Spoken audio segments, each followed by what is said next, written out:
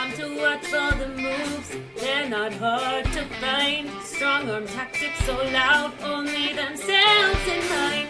Every player has dreams of making ORCA fame. They'll live on in the minds of those who get in their way. ORCA's all say, don't come for me. Midners boots, they're so vain. As we set up the podcast webcam, the pod is here to talk ORCA game. ORCA King CK with delusions of fame. In this LRG world, he's the apex predator.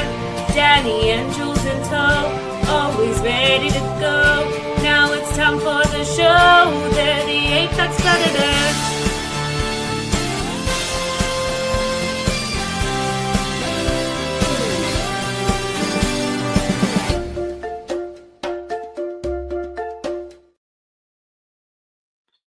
Hello and welcome to the ORCA Pod, the Apex Predators of Australian Survivor LRG podcasting, coming to you live for the second part of our coverage of the second best LRG season as voted by the public some many months ago. We've been through many seasons and now we are deep into the coverage of the penultimate silver place finisher. Last week, Jules, myself, and Danny did an over 3-hour deep dive into the ultimate sacrifice. I think we finally got to the bottom of what the ultimate sacrifice was. Did we? I'm not sure we did really, but we did talk extensively about our guest today, who is, of course, the fabulous winner of this season. Played an incredibly dominant game, and looking forward to getting into all the coverage with Ma about her game and how she played such a strong and impressive game over those 2 days so many months, years ago.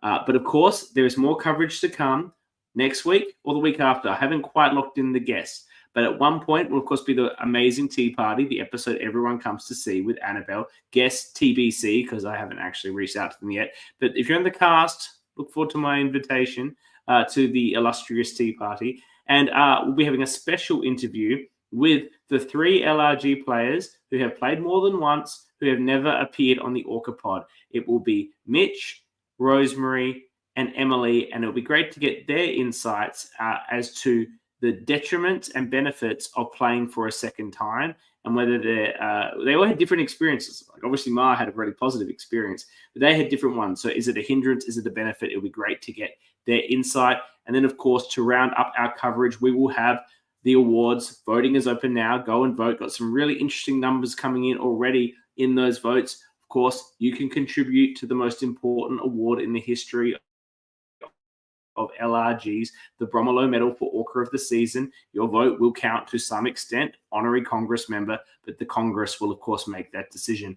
I'll also catch up with Dan, possibly Liv as well, to talk about everything that went into making this season, their thoughts around the twists and all that. That's to come in a few weeks. But tonight, I'm really excited to be joined by the winner of this season, easily the most dominant game in all of the 11 seasons that we did in this rank down. And of course, the 2 that have been released to date, I don't think have changed that position. It's going to be fantastic to get her insights a few years on of how she was able to play this game. Obviously, if you're here live in the comments, we love having you here. Feel free to put through your questions, and La Madrina herself will answer them. Let me welcome to the ORCA Pod, Ma. Welcome. Hello. Glad to be here with my Melbourne 3 castmate and tribe mate. That's right. How long ago was that? That was a long time ago. Yeah. I have the yellow buff. I was wearing it and I took it off. I thought that was like a fun moment. You know, I've got the yellow buff. Right. I just thought I would purple tonight. Yellow, but how much? Let's start with Well, of course you're wearing your purple. That's your winning color. Let's start with that. All right. Let's talk about it. How much? Well, what you played Melbourne 3. It wasn't the best experience for you in terms of your placing. I think you had a good experience on the day generally. But did you come out of that incredibly hungry to play again, and you started applying for everything, or did this one come up and you thought this is the one for me to give it another crack? Yeah, so Melbourne was like my first time playing any sort of Survivor game. I had only seen the show. and I thought I knew everything, which I obviously didn't. And after, I didn't even know there were more LRGs that existed. But then people in our cast started talking. I think Brady mentioned that there was one in Canberra and that we should apply for it. And then I think it was one day, Kash and I were having a glass of wine in one of those weird COVID lockdown windows. And we were like, oh, let's just do it. Like, let's do it. And then one day I got drunk and I did it. How drunk were you in the application video? Very drunk. I'm just outside. I'm outside the a strip club in Chapel Street, like the male strippers, and yeah, it was like a freezing night. It's raining, but I thought I'll get this done with and see what happens. And yeah, it changed my life. So yeah, that's great. Well, we're going to be doing an episode on that later, but I think these change a lot of people's lives. But obviously, this one changed your life more so than most people's lives were changed. Meeting your future husband on the season. Did you hadn't had the benefit of having watched Melbourne 3, though I think you had maybe edited merge episode, maybe, which but having seen yourself is an advantage. Having played before is an advantage. I think having seen yourself is an even bigger advantage. Did you do a lot of reflection on what you'd done well and what you'd done not so well in Melbourne in part of coming into this game and sought to adjust? Yeah, so like you said, I hadn't really seen myself because sadly I didn't make it to merge, so I didn't see that footage. But I mean, I was there and I lived it, and you also get to talk to people afterwards, and everybody has insights into how you were playing and you were perceived. And I think the biggest takeaway was that I wasn't prepared for the speed of things. And Melbourne's even a slower game than Canberra because it has that additional day. So not being used to the speed of alliances. Also, the main thing I think I was helped by Melbourne was really understanding how people would perceive me, like being more realistic about it. I came into Melbourne thinking that everybody would like clock me straight away as like someone who was really switched on and like loved Survivor, and like nobody was worried about me. I kind of like took myself too seriously. And so in Canberra, I understood that I'm the kind of player who does have more freedom to be more aggressive because nobody is looking after me. Someone like Nick, for example, I think people straight away were like, he's like the tall, athletic guy. He's like, he stands out. Michael comes across as really intelligent. So I think I understood that nobody was going to pin me as like the biggest threat from the start. So I had more room to move around. Except for Malcolm, who you were very concerned about. Malcolm, I feel so bad because Malcolm didn't even know my name. There's so many things that you realize that I thought, from the start, I thought Nick and I like kind of understood that we would have to go against each other at some point. And little did I know that he was so earnest in his, in his alliance with me. Yes, you broke his little heart at the last episode when you're like, oh, you won the final immunity. You got us. We couldn't get you. He's like, what, you were trying to get me out? It's like, yeah, for ages. And he's like, what? I was trying to get you out. Yeah, fun fact, that's the first time I said, that's that moment. It's the first time I said I love you to Nick. If you rewatch the season, I turned to him and I said, like before the tribal council, like I love you, and yeah.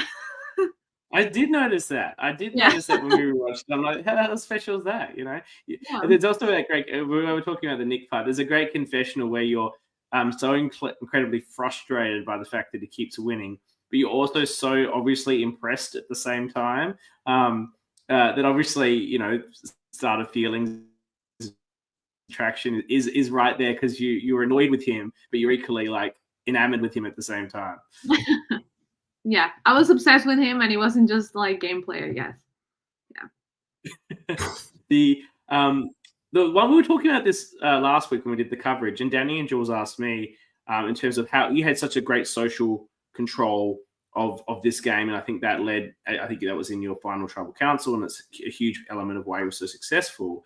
And they said to me, "Well, was she like that on Melbourne?" Because Mara's a very social person, and I said, the issue on Melbourne was nobody like really knew where they stood with Ma. Like, I felt like I was trying to do something with you, and I didn't know if you were. I didn't think you were against me, but I didn't know if you were really in it. And that seemed to be like most people's feelings. Did you have that feedback, and therefore made sure when you got here, like, you committed to Sophie, you committed to Nick, you made sure that they understood that you were with them? Yeah, it's definitely because you watch the TV show, and the main message you get is you gotta play slow. It's 39 days. You can't come out. The people who come out swinging straight away, they're the first ones voted out. And I kind of confused that with LRG. So I was so shy in Melbourne, strategically, not socially, just strategically. I even like who I would consider my closest ally, like someone like Laurel or Rosie. I like looking back, I never verbalized an alliance with either of them until we were at the swap. Maybe I mentioned it, but it was kind of like implied, and I thought that was enough. And I kind of realized, when I turned around and Annabelle was like, me and CK and Max, when we verbally committed to each other, I was like, oh, like that's how you play, like that's how you like make an alliance. I just thought everything was implied, and to a certain point it is implied, but you do at the start at least need to like verbalize it. And that's why you see a montage of me going to everyone at least like, don't vote, like let's work together. So yeah. That's actually a great segue into that, because you do that, and you even talk about how, I think in your final trial, you talk about how even with Grace, you weren't happy just to let Grace go. Grace was an easy vote. Everyone was just happy to get on that bandwagon. She hadn't connected with everyone as well as everyone else had. But even with her, you were looking to keep that relationship, try to and verbalize the commitment. Were you worried about over verbalizing commitments and that getting around, or do you feel that in the short game that's less of a risk? I was a little bit concerned, but not too much, because I had played before and I knew that everyone there, it was their first time playing, so they were feeling the same. Everybody was scared, and I knew that all they wanted to hear was that someone wanted to be in an alliance with them. So I knew that I understood that I had like a little bit of freedom to go around making alliances left and right.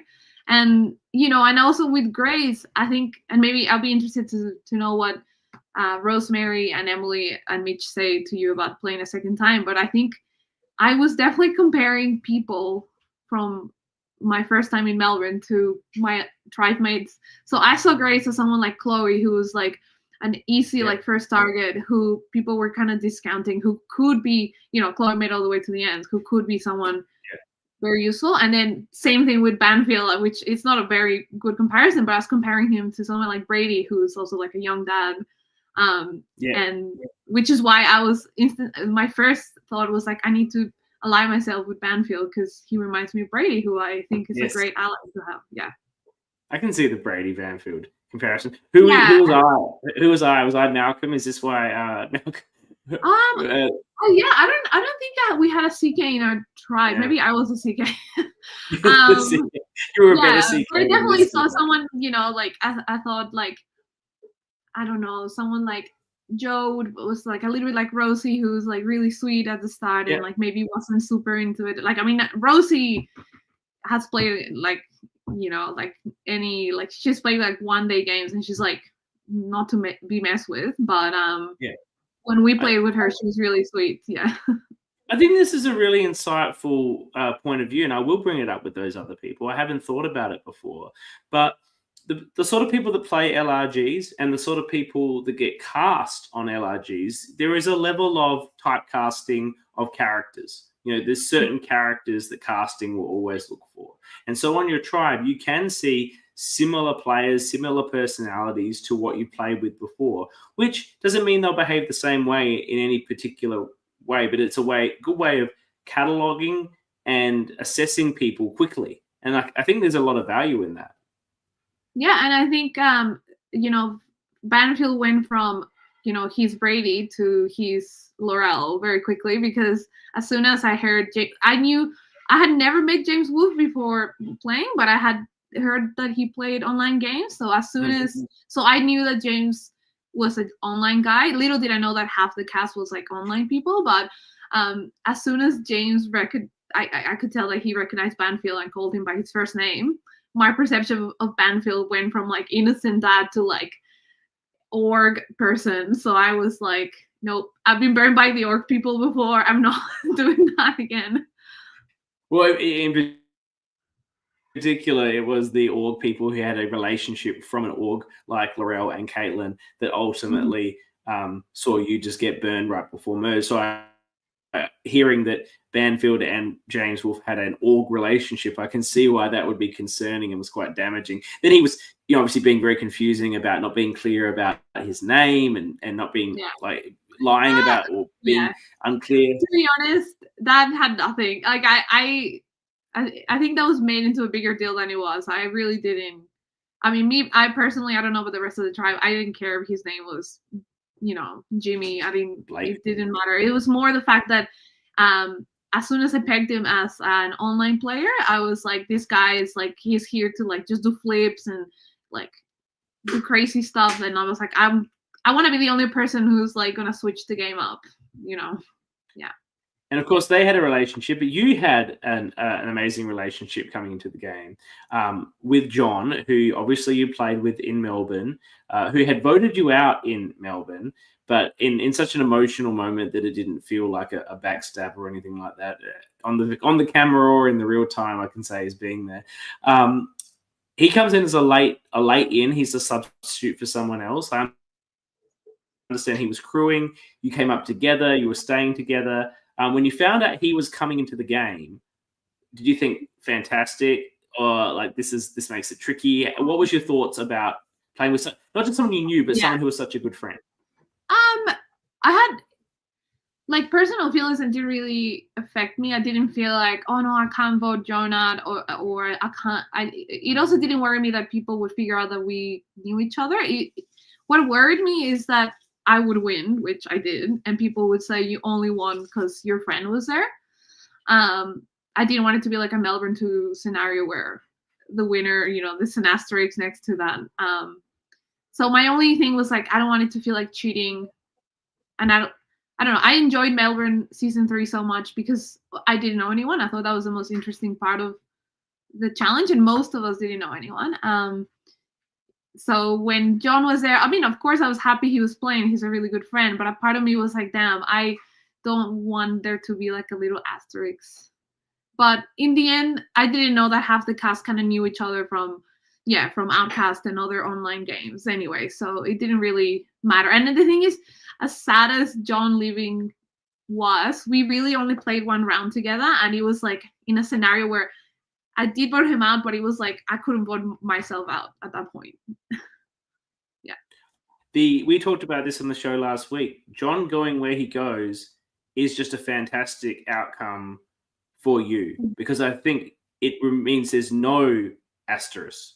Like I understand what you're saying. If he's with you, right? If he's not still there, he's with you. If he's there in the final 5, I'm not saying it's an asterisk, but your game is amazing. So you didn't need him to make your game amazing. But if he's there, then people ask questions. It's unequivocal. He in no way assists your game.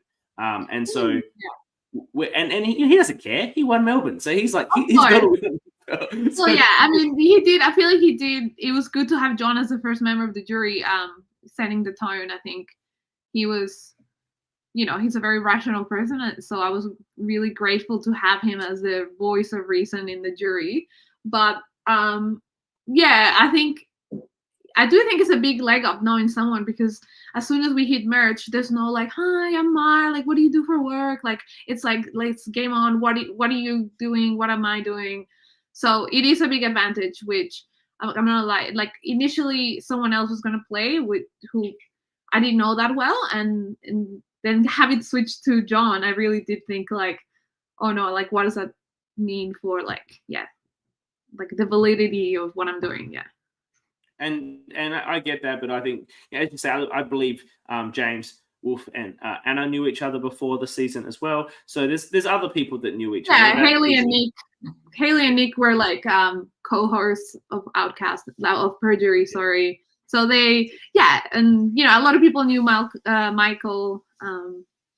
yeah, it did make me feel sorry for the likes of someone like Malcolm, who like me was coming in fresh and didn't even know about this whole universe of orgs. I did feel for him a little bit because that was me in Melbourne, and I had no idea.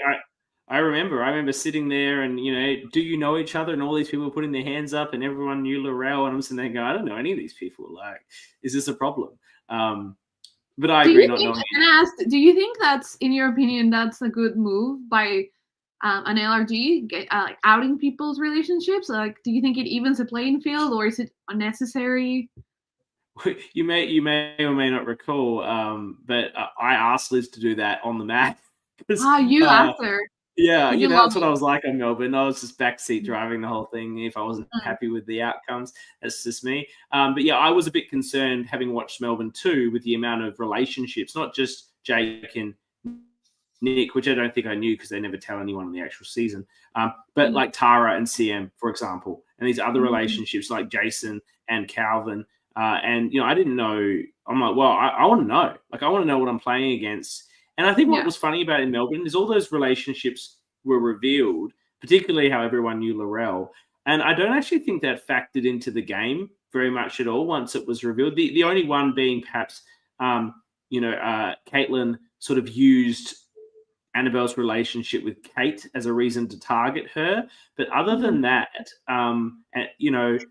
like Caitlin turns on Laurel later on in the game. Like, the relationships were known, and I don't think factored too much into the game. So I think it's better to know. I would say. Yeah, I think so.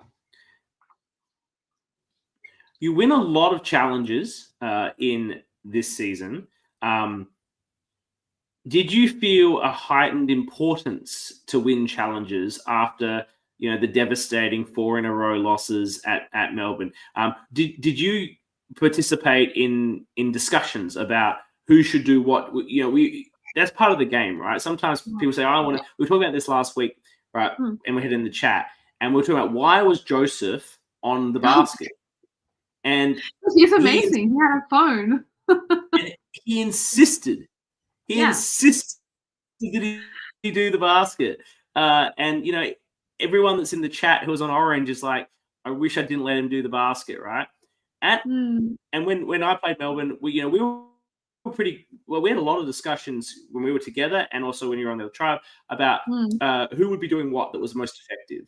Did you try to have more of influence on that, because you were very successful as a tribe in challenges? Not at all. The challenges really, I was trying to blend in. That's why I ended up doing the pulling the rope with John, because we were the last two people left. I was trying to, at the start, you just want to melt away. You don't want to come up. I'm really competitive, and I know that about myself. And I'm also very, I can be like really like take a leadership role a lot of the time. So I was really conscious of that. So I was like pretending to be like so chill and laid back and like a little bit ditzy. No, so the challenges, I really had no impact. The thing I learned in Melbourne is that if you are the very, very tippy top of your tribe, in the end, you shouldn't really care that much about challenges, in the sense that you shouldn't prioritize them that much. So I knew that even if we came down to like 3 people in Klubadang, I was really confident that I would make it. Yeah. So and I think that comes out at the end, right? That's also, visually, I wasn't worried about challenges, also because just physically seeing the difference between tribes, I think height tells you really, it shouldn't, but like it tells you a lot about what tribe will be stronger. And we had really like 3 really tall guys. We had Malcolm, Banfield, and Nick, and then Michael, who is a bit shorter, but he's like the most athletic person. And then we had the women. I think especially the women in our tribe were, compared to the other tribe, were way stronger. Like I'm pretty tall, and then Sophie is like the strongest person on the cast, and Joe was also really strong. So we had a really like now. Yeah. And then I'm seeing the other tribe, and then I know John's not the most athletically inclined. Yeah. And I know that maybe like Sam like doesn't look very like strong either. So I kind of knew that the challenges would be fine, just visually. You were the only woman who lasted the distance in Hot Pursuit. Yeah, Michael and I we were towing that that boat for sure. That's a huge achievement. That's not an easy challenge by far. And you were Yeah. still there running around with your bag, so that was Yeah. impressively done. Thank you. I think before we move into the post-merge where you really set your game, the pre-merge is setting up your game and setting it up beautifully with relationships. With everyone thinks they're working with you. Everyone thinks they're in some sort of alliance with you in some sort of grouping. But the one thing I want to say is, and whether you thought about this, you're so good in the confessionals in this season. And I'm not saying you're bad in Melbourne, but in Melbourne, you're just a person who's talking about whatever's going on, like a lot of us are. But in this one, you come with catchphrases, you come with real dynamics in the confessionals you're giving, which is obviously makes you a fantastic character to watch. And it's probably the hardest thing to find, I think, in the LRGs, people that give interesting confessionals that aren't just a play-by-play of what's going on. Did you come prepared to do that? You know, drown in the Mexican wave and all these sorts of things?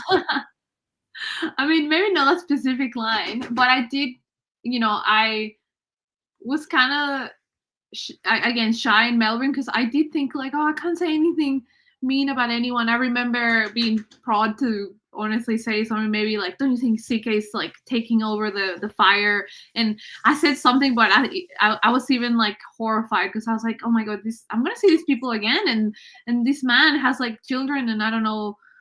And what I've learned from that, and also from editing a lot of the LRGs, is that as long as you're not being malicious, and as long as you're not commenting on people's things that they can't change, like physical appearance or anything, nationality, whatever. I think you can be funny and mean. And I learned from the best, like Annabelle. I think she's like top tier character. And she was so great on camera that I thought, okay, like metaphors and, like colorful confessionals really get across the point.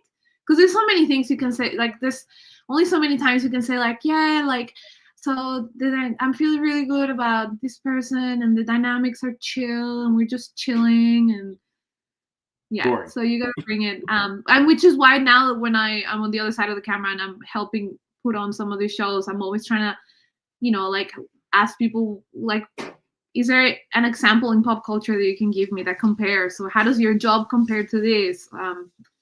Just bringing people to life, I think, is really important in LRGs, and because otherwise, people are not camera trained. They'll just say, yeah, I feel safe and I feel good. And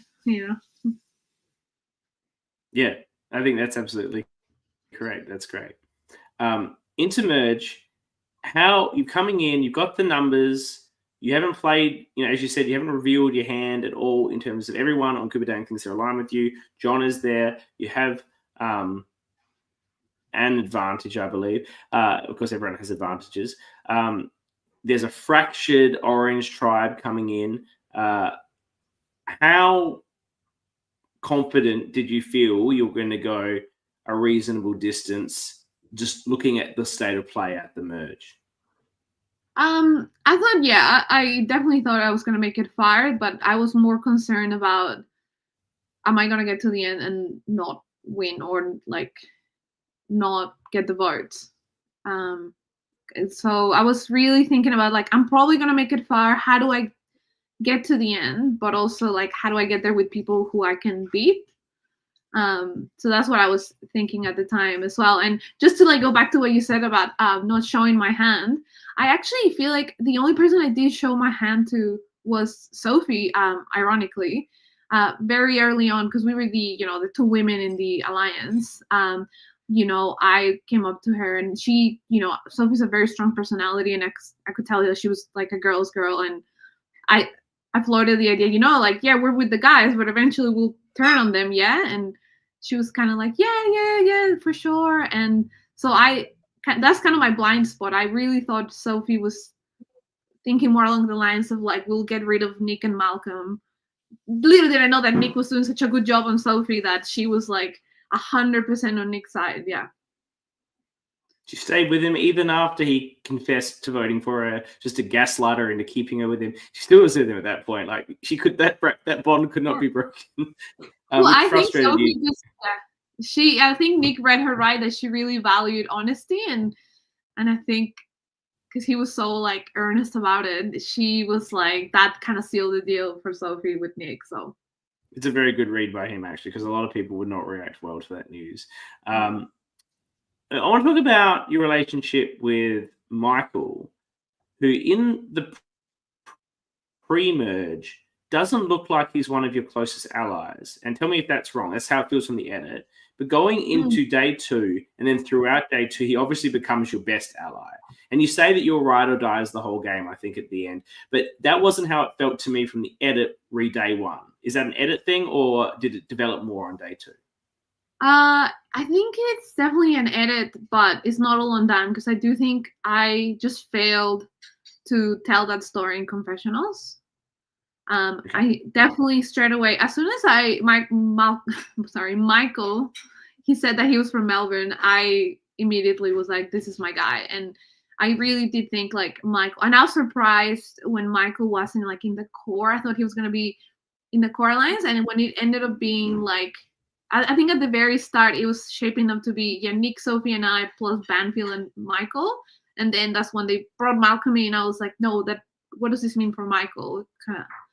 So I was very much in the Michael thing. I was just scared that if we did end up losing challenges, if Banfield left, that would mean that, okay, now is it Joe? Is it Michael? Like, I was kind of like, I don't want to put all my, hitch my wagon to Michael so much, because he's not in as good a position as I was thinking he was going to be.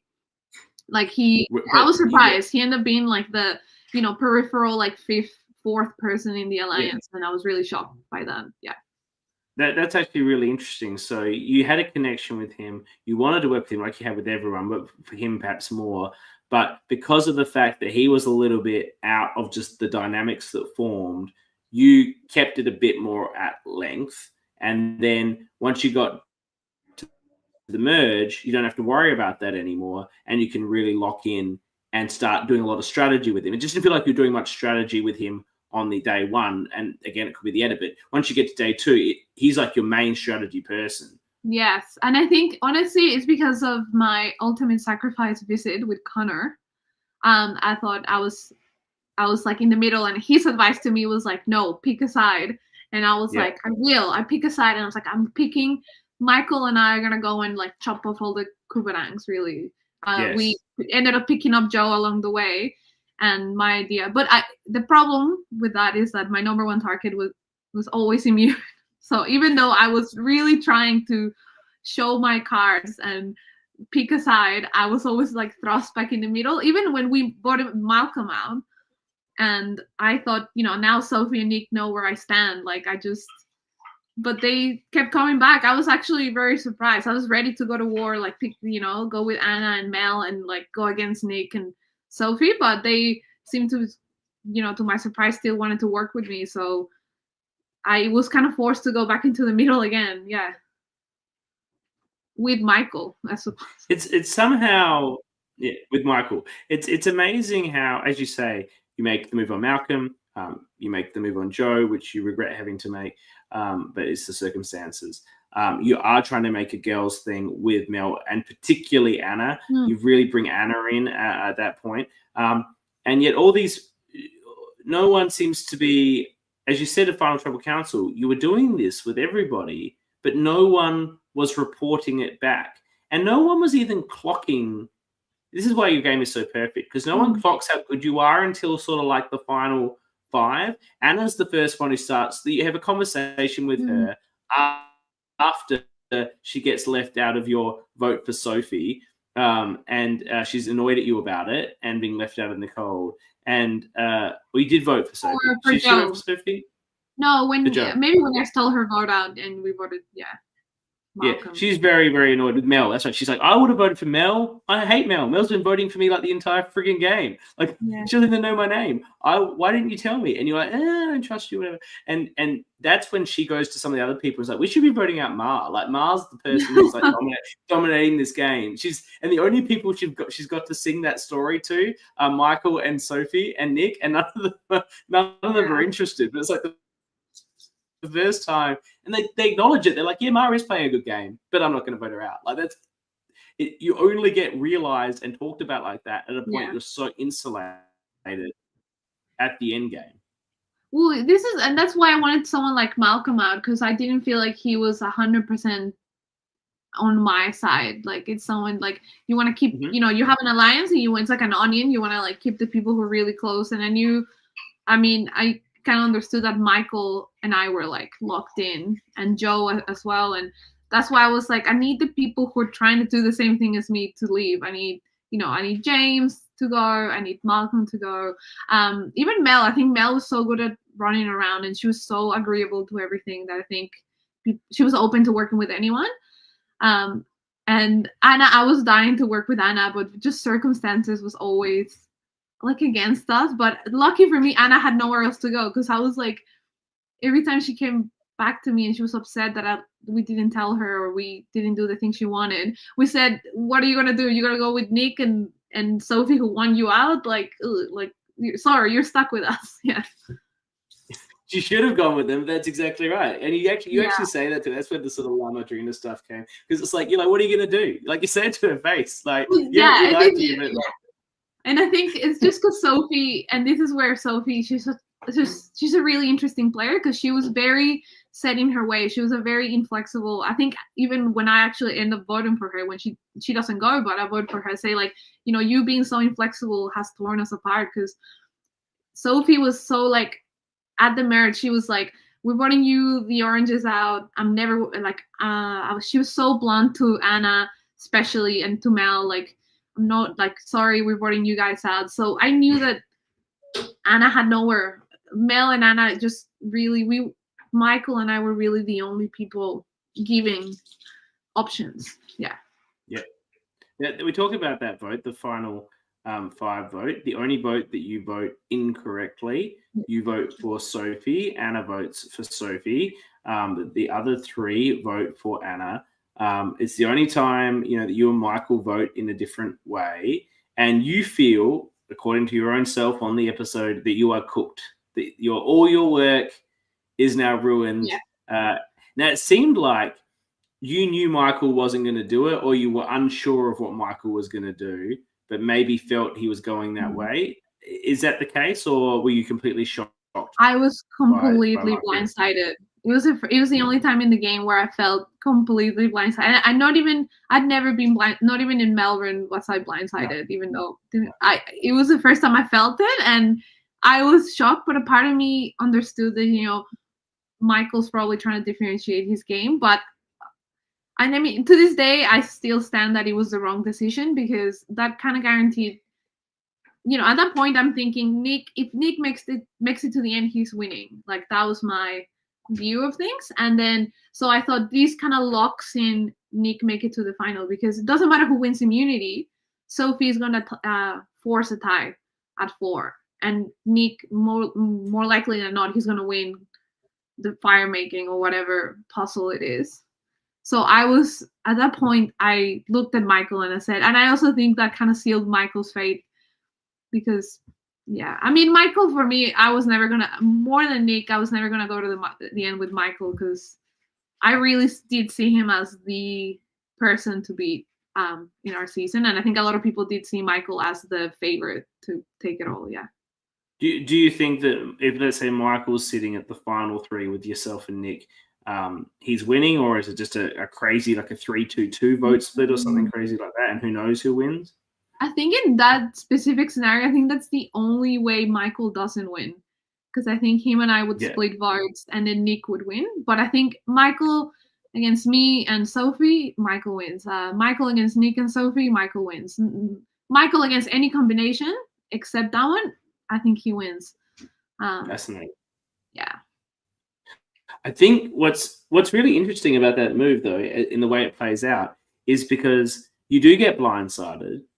But I think if you'd got your way and had voted out Sophie, then potentially it is you, Michael, and Nick in the final 3, because you probably don't want to go with Anna, like with all the oranges on the jury, right?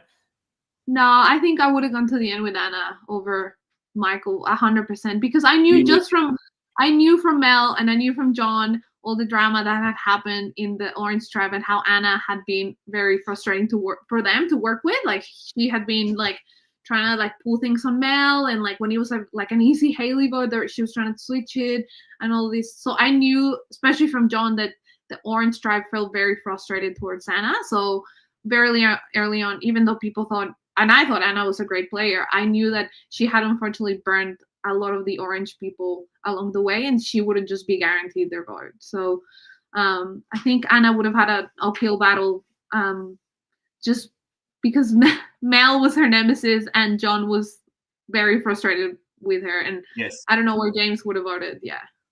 I think James is always going to vote for Nick. It's his sort of guy, sort of thing. I think that's where he's going. I don't think that. So he was impressed with that. The funny thing though is that outcome does somewhat, while you're blindsided, it does pave the way to your victory, because I see it as that move happens, and you do get in this 4-4, this 2-2 stick, but you are shocked that you're not one of the names being discussed. It's going to be Sophie or it's going to be Michael, and you're like, how has this happened? Like, no one's talking about me. You thought it was going to be you or Michael or you or Sophie, but yeah. And well, then at that point, yeah, I know. And then you vote. Then you make the move. Yeah. That I wonder if you could make if it was your first time playing. We talked about this last week.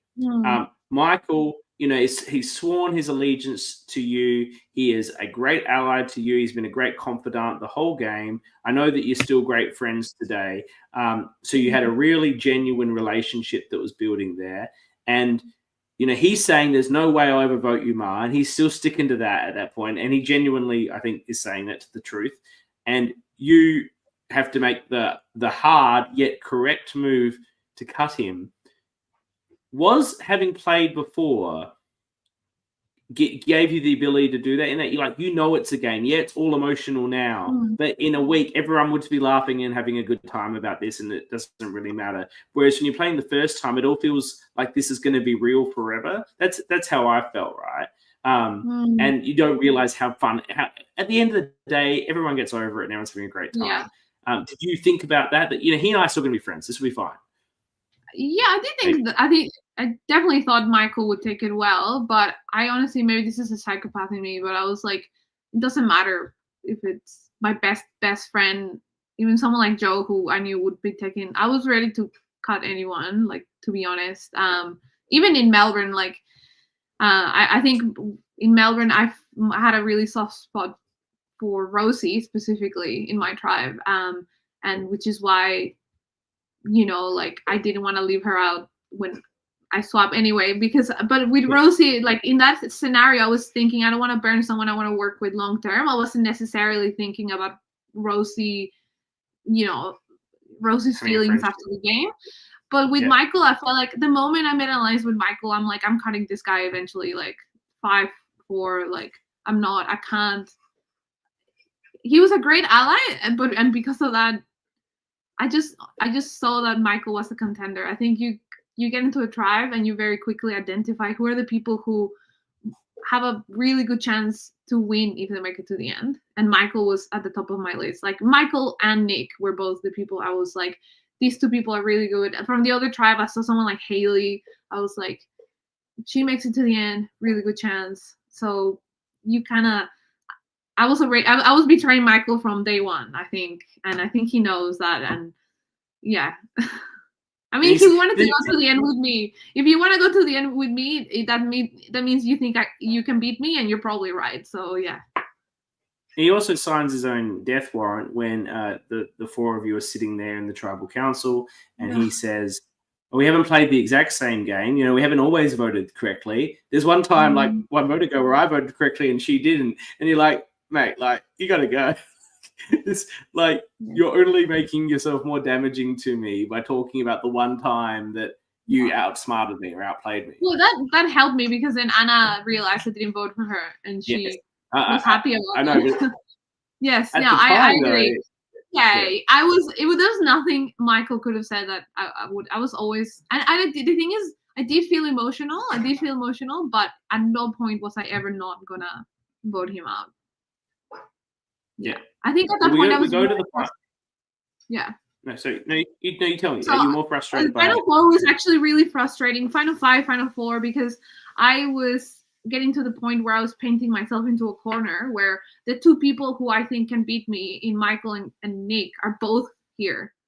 So I'm gonna have to choose who to go. Like, I'm just gonna have to really, really fight in the final tribal. It's not gonna be like woo, like I just win like 10-0 or whatever.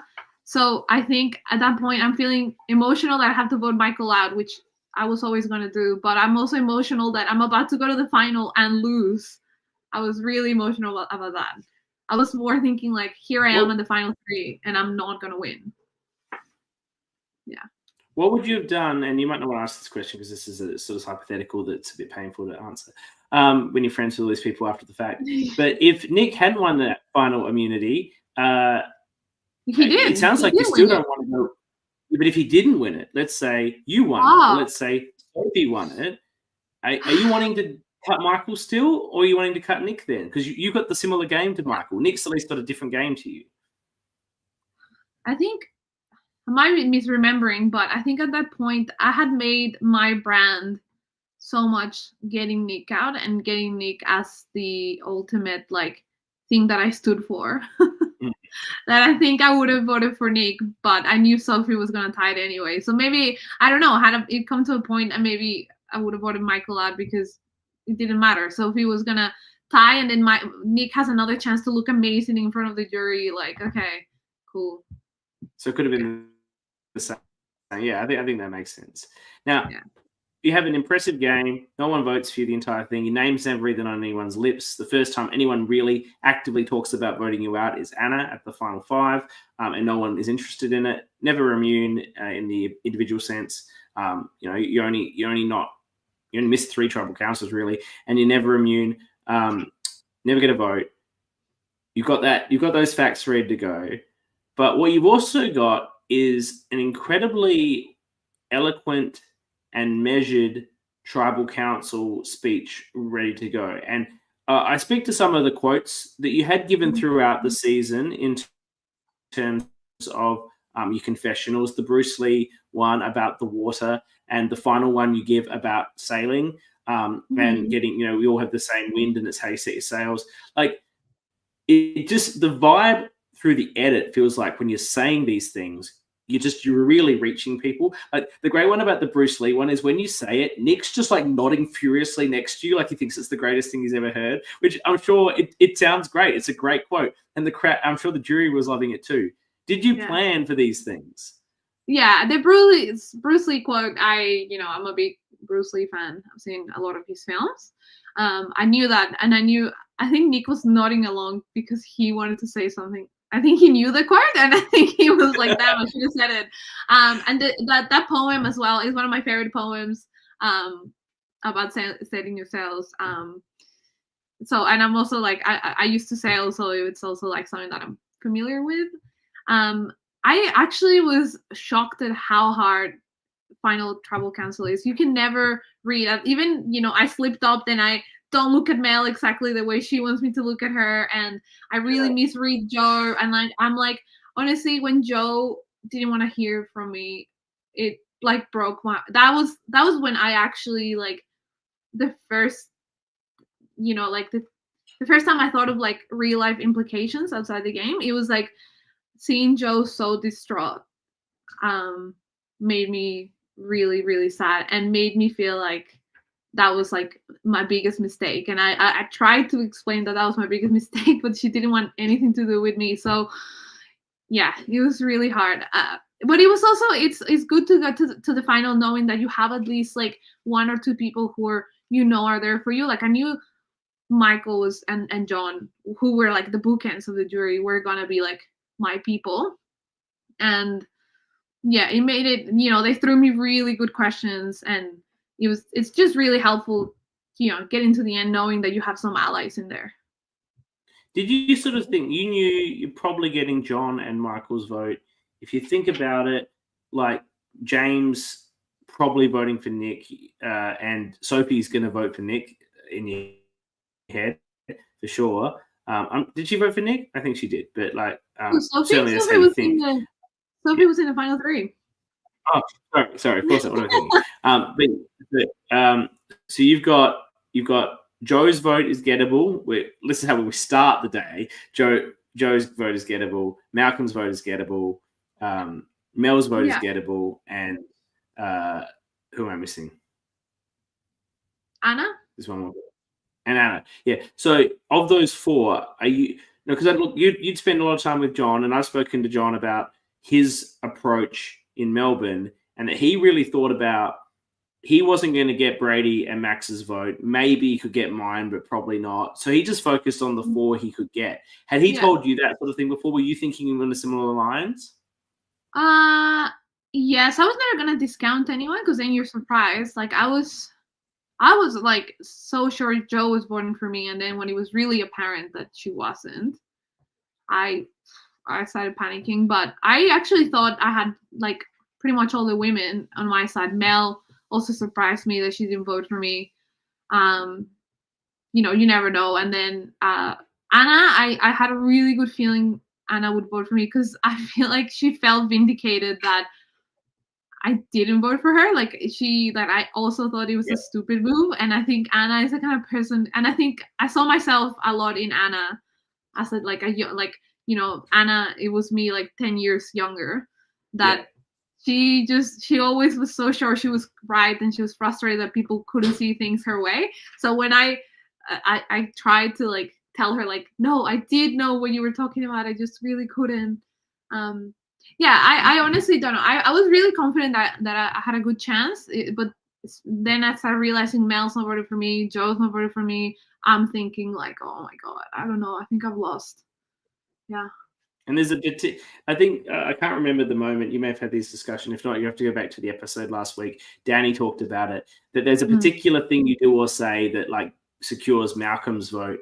And he said that, I believe, to people in the past, which is the winning vote, really. Yeah, Malcolm is the real swing. And I think he certainly said he could have gone either way. And I think you'd expect that based on it. I'm not sure what it is, but there's a point where you win Malcolm, which is, of course, then he finally remembers your name, so he can write it down, which is, I think, great. poetic. That's amazing. Well, yeah, with Malcolm, I think Malcolm is one of those rare people who really was a fence sitter. Like, I think most people would just vote for whoever, honestly, they just like more as a friend. Like, most of the time, like, sometimes it's hurt feelings, like with Joe, but I think Malcolm was someone who really prides himself in being like a fan and like objective. And I think with Malcolm, all he needed to know was that his survivor story was validated in a way. So I think, me telling Malcolm, like, I saw what you were doing. I was targeting you because you were doing the things that I wanted to do. I saw you swinging. I think Malcolm just needed to hear his story told back to him and that it was valid. And I think, I've spoken to him about it, and I think that's kind of like where he clicked for him and he decided to vote for me. Yeah. Did you have those thoughts from John's had a similar conversation with me, and I think it's his training as in psychology as well.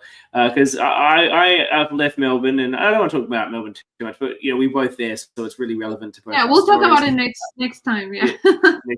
I was there, and I voted for Chloe, as everyone knows. And after the fact, I realized that John went to every single tribal council and always voted correctly but one. And I said, how did I not vote for you? Like, I respect gameplay more than anything.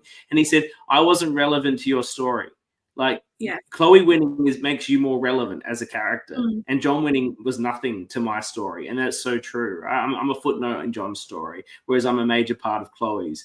And I love that you made sure that Malcolm knew that he was a major part of your story, which he was, because you were trying to get him out from like the first minute. You saw him as the big target that you had to overcome early on. But feeding that back to him, I think, is such a smart thing, particularly when it's genuine. It's not a like Todd Jean Robert situation where he's clearly just like blustering up Jean Robert for the vote. Like, he was genuine. I think your whole final tribal council speech was very genuine. You do see you get very affected by the Joe thing. She's definitely upset, and you're trying to explain. Your explanation is so perfect, but she doesn't care because she's more emotionally involved in the. She made sure that no one went out unanimously, like, and no one made. She's the only person that goes out unanimously, other than Michael, which Final Four, whatever. And that's the one thing that I kind of like. I lose sleep over. Like, had I not voted for Jar, not only as like, oh, like Joe's my friend, but also like what a genius thing to say that I'm so socially involved that I remember that was important to Joe. Like would have been so amazing, like to say something like that. Yeah, I threw a vote on blah blah, and you were going. There's nothing I could do about that, but I threw a vote on blah blah. Like, yeah, exactly. Yeah, because that was your thing. Make sure no one goes out unanimously. So. And she would have loved you. You would have had her vote locked down. That wouldn't be a question. How many years ago was this? Was this 3 years ago? Roughly? 3.5 years ago. Yeah. 3.5 years ago. Nick and I just had our 3-year anniversary. Yeah. What? How? Look, I've never won. Sometimes I've won orgs, and I look back on that incredibly fondly. But I can't imagine what it's like to win a real game. How much do you look back on this weekend? I know it's changed your life, obviously, dramatically. But how much do you look back on this with a fondness, and how fond? It's got to be one of your best times of your life, right? These 2 days. Yeah, definitely. And I think Nick and I have the right to say that Survivor Canberra has meant the most to us. Nobody that I know has met their spouse playing Survivor. So yeah, more than the win, honestly, the win is fun. It's like amazing. I was more relieved because that my family was gonna be like not concerned about me being upset about not winning. But now that like having won by 1 vote to like my future husband, that's more like important, and it's more about having met Nick and meeting so many great friends as well. Like there's so many people in the cast that I still see and are gonna be friends forever. Yeah. And it's an incredible game. The love story is amazing. If you guys choose to have children, I'm sure being able to show this to your children will, like, I think about that with like Boston, Rob, and Amber, right? To be able to show their children the beginning of their like relationship on All Stars must have been really, really cool, right? Like, their story is really romantic, and they're on the same page. I think Nick and I are more like, like knocking heads. It's not the most romantic of like starts, I think. But yes, I would. It is, but even though you're frustrated by him, and there is a clear like, you think this guy, there's something you like. There's something about this guy. I can't beat him. I can't he's frustrating me. But like it's not like I hate him. It's like, as you say, you love him, right? You said the thing. Yeah, I think he's my fixation. You love him. You don't hate him. I think I didn't know it at the time, but now that I think about it, maybe my fixation with Nick is the best, Nick is the funniest, Nick's gonna win. How could you not vote for Nick? It was maybe just like me like internalizing my attraction for him. Yeah, like nobody would Anna, because Anna would say it all the time, and I'd be like, why is it getting Nick such a big deal? Like Nick, what, like Nick? And then I was like, no, he's amazing. Can't you see that he's the best? Yeah. Anyway. That's fantastic. Thank you for coming on. Love doing these deep dives with the winners. Thankfully, some people, I think they have to Did you have to rewatch this? Sometimes the winners have to rewatch to remember their season. Do you have it? No, I love Survivor, so I'm super into the strategy of it all. So yeah. Do you know who you're gonna have for the tea party?